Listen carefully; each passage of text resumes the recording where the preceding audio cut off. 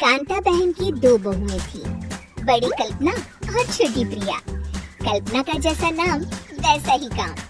सारा दिन कल्पनाओं में रहती, ना कोई काम करती न कोई धाम। अरे कल्पना बहू, जरा अच्छी सी चटनी पीसते, आज कुछ मजेदार खाने का मन है। पेट में जलन हो जाएगी माँ जी बुढ़ापे में, और वैसे भी मेरा काम करने का वक्त शाम का है, अब प्रिया को ही बोल दो। इतना कहकर कल्पना वहाँ से चली जाती है। कांता कल्पना के ऐसे रवैये से काफी परेशान रहती है। मैं बना देती हूँ माँ चटनी, ऐसा बोलकर प्रिया माँ को चटनी बनाकर प्लेट में खाने को देती है कि तभी वहाँ कल्पना आ जाती है। अरे वाह चटनी, जरा चख कर तो देखो, बड़े दिन हो गए। अरे नहीं बहू, तू तो रहने ही दे चटनी खाना, पेट में जलन हो जाएगी।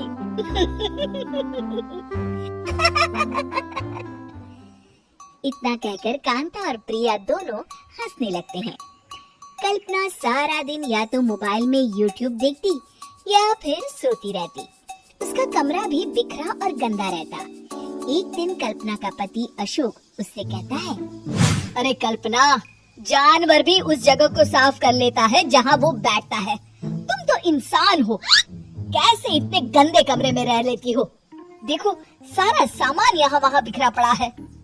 ज्यादा अपनी माँ का बोल ना बोलो। हाँ, कमरा तुम्हारा भी तो है, गंदा लग रहा है तो साफ कर लो। पता नहीं तुम्हारे साथ मैं कैसे जिंदगी बिताऊंगा। इतना कहकर अशोक वहाँ से चला जाता है। कल्पना बस खाना खाने कमरे से बाहर आती और फिर से कमरे में चली जाती। इससे कांता बहन काफी परेशान रहती। एक दिन प्रिया कांता से कहती है, माँ, मैं सारा दिन काम करके थक जाती हूँ, आप कल्पना दीदी से कहिए ना कि सुबह और शाम का काम बांट ले। मैं तो अब सिर्फ एक वक्त का ही काम करूँगी। हाँ। अरे तू वो भी ना करना, एक बहू तो काम चोर थी ही, दूसरी भी आ गई काम ना करने के बहाने लेकर। तभी वहाँ प्रिया का पति रमेश आ जाता है। माँ, मैं देख रहा हूँ भाभी कोई काम नहीं करती, प्रिया सारा दिन घर और रसोई का काम करती है, अब कुछ करो ना माँ। कांता मन में कुछ सोचती है और कल्पना के पास जाती है। कल्पना फोन पर मेकअप करना देख रही होती है। कल्पना, तुम सारा दिन बस मोबाइल देखती हो, घर का कोई काम भी कर लिया करो। प्रिया सारा दिन काम करके थक जाती है, आज से मैंने फैसला किया है, एक वक्त का काम तुम करोगी, सुबह का खाना तुम बनाओगी और रात का प्रिया। आप लोगों ने काम को हुक्का बना रखा है। अरे पता नहीं थोड़ा सा ज्यादा काम करने में आप लोग घबरा क्यों जाते हैं। और हाँ, बहुत ज्यादा प्रिया की तारीफ मत करिए मेरे सामने, बड़ी बहू तो मैं ही रहूंगी। मैं कुछ नहीं जानती, कल सुबह मुझे वक्त से खाना चाहिए, रसोई में आ जाना, वरना कल से तुझे खाना नहीं मिलेगा। अगली सुबह कल्पना रसोई में नहीं आती है। वो देर से सोकर उठती है और बाहर आकर कहती है, भूख लगी है, आज खाने में क्या है? इतनी देर हो गई, आज किसी ने मुझे उठाया भी नहीं, पता नहीं कहाँ है सब। कल्पना को घर में कोई नहीं दिखता। वो रसोई की तरफ जाती है जहाँ बड़ा सा ताला लगा होता है। अरे रसोई में ताला! ओह, मैं तो भूल ही गई थी। माँ ने आज से सुबह का खाना मुझे बनाने को कहा था। हे भगवान, इतने लोगों का खाना बनाना क्या आसान है? तभी घर के सारे सदस्य बाहर से वापस आते हैं। वाह माँ जी, मजा आ गया छोले भटूरे खाकर। मेरे मुंह में तो अभी भी स्वाद आ रहा है। अरे कल्पना, तेरे भरोसे रहते तो हम तो भूखे ही रह जाते। कल्पना को बहुत गुस्सा आ जाता है। अब बहुत हो गया, आज से मैं अपनी रसोई अलग कर रही हूँ, मैं अपना खाना खुद बना लिया करूँगी।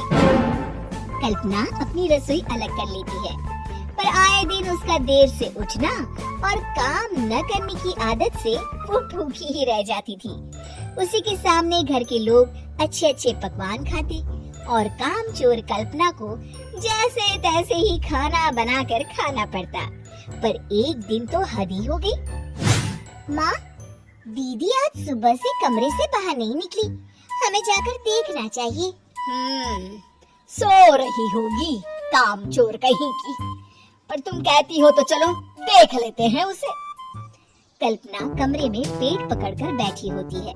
हाय मेरा दर्द पेट दर्द के मारे मर रही हूँ मैं।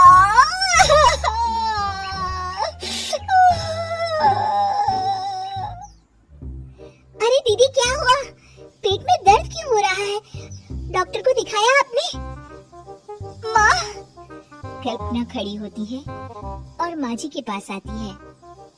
मुझे माफ कर दीजिए, अब से मैं सारे काम में मदद करूंगी, कभी आलस और काम चोरी नहीं करूंगी। हाँ हाँ वो तो ठीक है, लेकिन अचानक क्या हो गया जो तू काम करने को तैयार हो गई? कामचोर कल्पना। माँ, लगातार बासी और उल्टा पुल्टा खाना खाने के कारण मेरे पेट में इन्फेक्शन हो गया है। काम ना करना पड़े इसलिए मैं 2 दिन का खाना एक दिन ही बना लेती थी। बासी और खराब खाना खाने के कारण लेने के देने पड़ गए। पेट में दर्द हो रहा है। चलो अच्छा हुआ, देर आए दुरुस्त आए।